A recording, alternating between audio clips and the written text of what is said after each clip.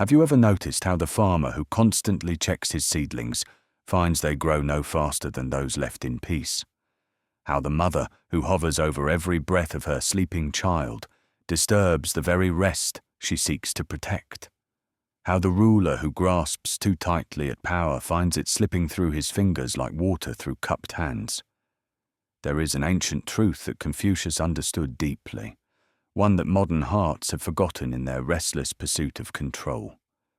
When you cease your endless worrying, when you release your desperate grip on outcomes, everything begins to align according to its natural order. This is not mere philosophy spoken in empty halls by men who have never faced hardship. This is the wisdom of one who lived through chaos, who witnessed kingdoms rise and fall, who understood that true strength lies not in forcing the world to bend to your will, but in cultivating the inner harmony that allows you to move with the natural flow of existence.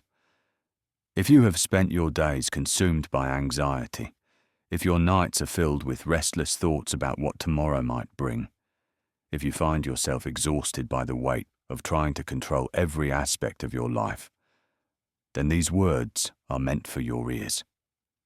The master once said that worry is like a man trying to sweep away his own shadow. The more frantically he moves, the more the shadow follows. But when he stands still in the light of understanding, he sees that what he feared was never separate from himself. Your worries, your anxieties, your desperate need to control outcomes, these are shadows cast by a heart that has not yet learned to trust in the greater order that governs all things.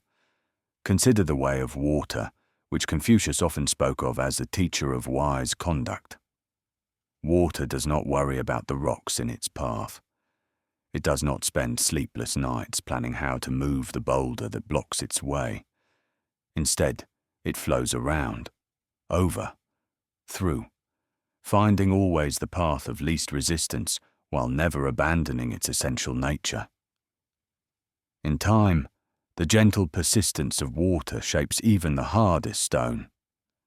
This is the power of Wu Wei, of acting in accordance with natural law rather than against it. When you worry, you are like a man trying to push the river upstream. You exhaust yourself fighting against currents that were never meant to be opposed. You waste precious energy that could be used for cultivation of character, for acts of benevolence, for the steady building of virtue that creates lasting change in the world. The sage understands that there is a time for action and a time for stillness, a time for effort and a time for allowing. But how does one learn this art of not worrying? How does the heart that has known only anxiety find peace? The answer lies not in abandoning all care, for that would be the way of the fool who takes no responsibility for his actions. Instead, it lies in understanding the difference between what is within your influence and what belongs to heaven. You can cultivate your own character. You can treat others with kindness. You can fulfill your duties with diligence and integrity. These things are your proper concern. But the results of your actions, the responses of others, the turns of fortune that life brings, these are not yours to control. The master taught that the gentleman focuses on what he can give, not on what he might receive. When you plant rice, you prepare the soil with care. You sow the seeds at the proper time. You tend the young shoots with attention. But you do not stand in the field commanding the rain to fall or the sun to shine. You trust that if you have done your part well, the natural order will provide what is needed for growth. This trust is not blind faith, but wisdom earned through observation of the way things truly work.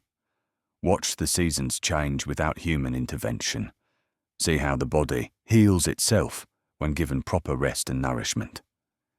Notice how children learn to walk not through anxious instruction, but through natural development, guided by patient encouragement. The universe operates according to principles of harmony and balance that are far greater than any individual will.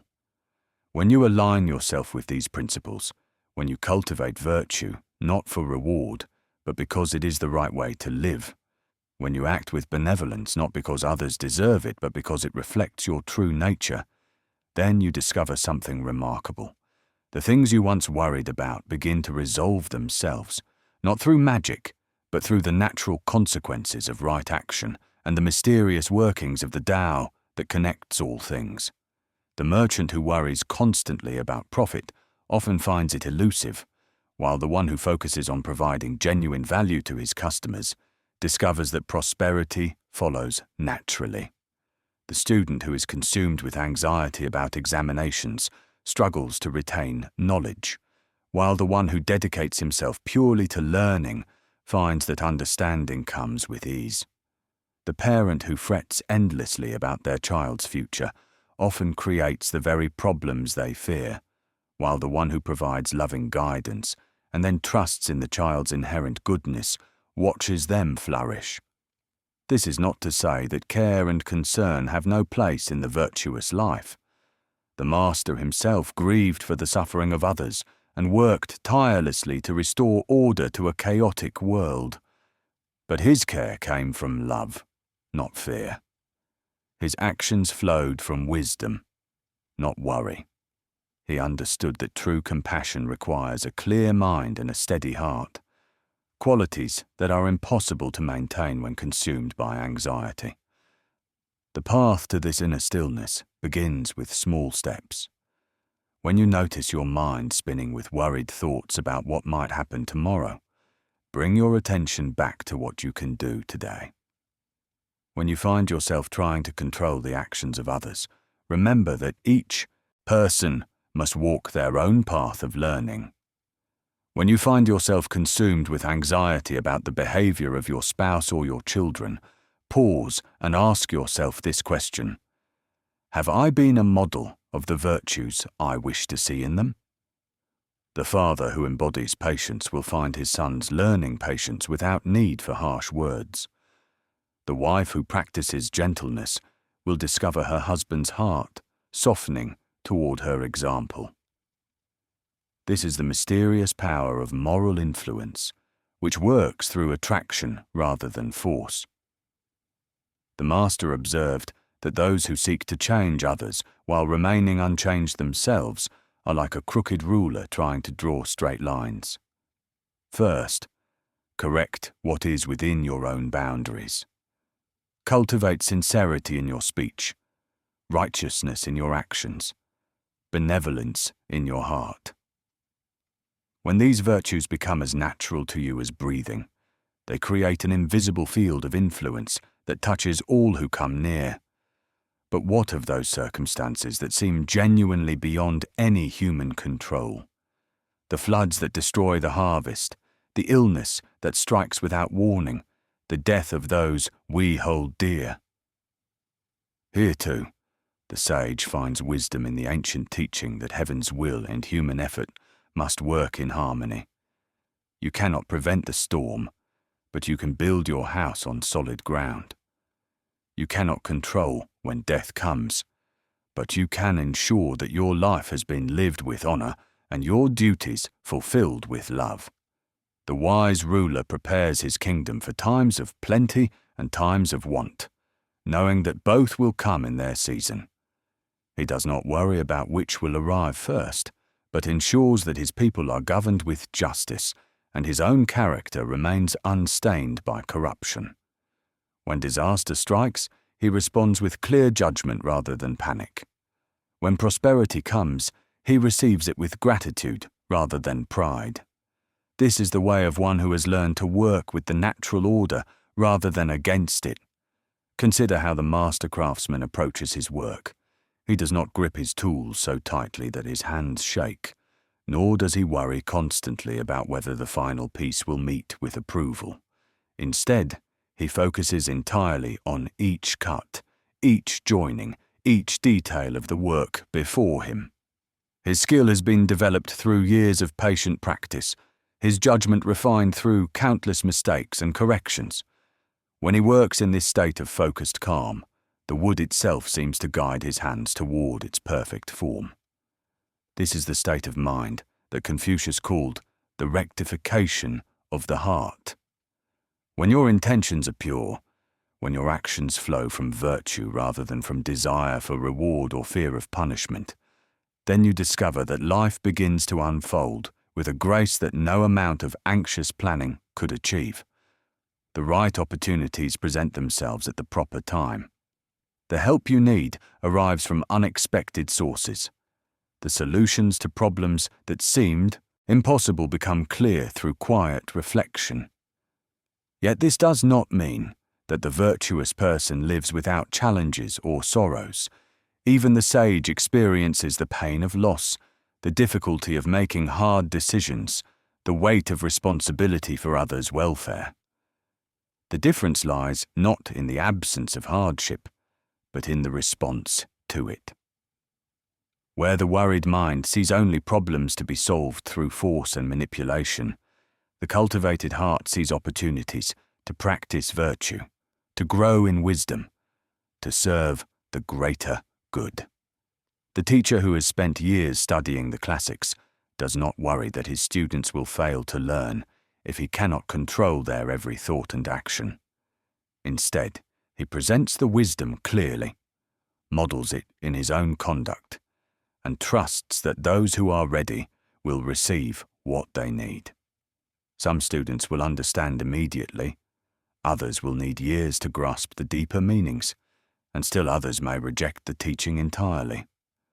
This is the natural way of learning, and the wise teacher does not exhaust himself trying to force understanding where the soil is not yet prepared. In the same way, the parent who has cultivated patience and wisdom does not lie awake at night worrying about every choice their child might make. They have taught what they could, demonstrated virtue in their daily actions, and provided loving guidance when asked. They understand that each person must ultimately choose their own path, and that true love sometimes requires allowing others to learn through their own experience, even when that experience includes mistakes and their consequences. This principle extends even to your relationship with your own future. The person who spends today consumed with worry about tomorrow's possibilities is like someone who tries to harvest fruit from a tree they have not yet planted. Better to use today for the planting, the watering, the patient tending that will, in time, produce the harvest you desire. The future grows naturally from the seeds of present action, just as the character of the mature person emerges from the daily choices made in youth. When you truly understand this truth, you begin to see worry for what it actually is, a form of arrogance disguised as care. It assumes that your anxious thinking can somehow improve upon the natural order that has governed the movement of stars and the changing of seasons since the beginning of time.